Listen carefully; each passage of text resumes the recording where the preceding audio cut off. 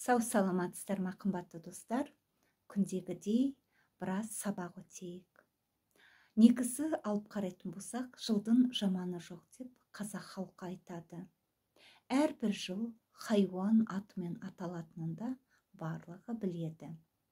Сонымен 12 жыл қалай аталады екен, сол жайында біраз әңгіме айтайық. Тышқан тыныштық жылы дейді. Сиыр сыйлық жылы дейді. Барыс бірлік жылы дейді. Қоян қамбалы жылы дейді. Ұлу үлгілі жылы дейді. Яғни келер жыл үлгілі жыл екен. Жылан жайлы жыл дейді.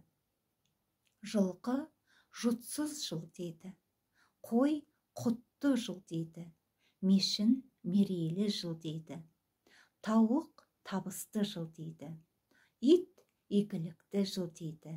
Доңыз дүниелі жыл дейді. Негізі қазақ халқын алатын болсақ, қазақ халқы әр сөзін біліп, теріп, ең мәнерлісін, мағыналысын айтқан. Қазақ халқында мақал мәтелдерін алсақ та, баталарын алсақ та, әдемі сөздерін алсақ та, әр айтқан сөзі даналықпен, әдемілікпен, ұшқыр оймен сондай керемет суреттеле отырып, әдемілеп, әдемі түрде ата-бабаларымыз айтқан. Әрине, әр жылдың өзінің әр адамға әкелері бар. Сондықтан да келесі жаңа жылға көптеген жоспарлар құрып, сол жаңа жылдан көптеген берекелі күндерді, мерекелі күндерді күтіңіз. Ол күндер сізге міндетті түрде келеді. Сау саламатта болыңыздар.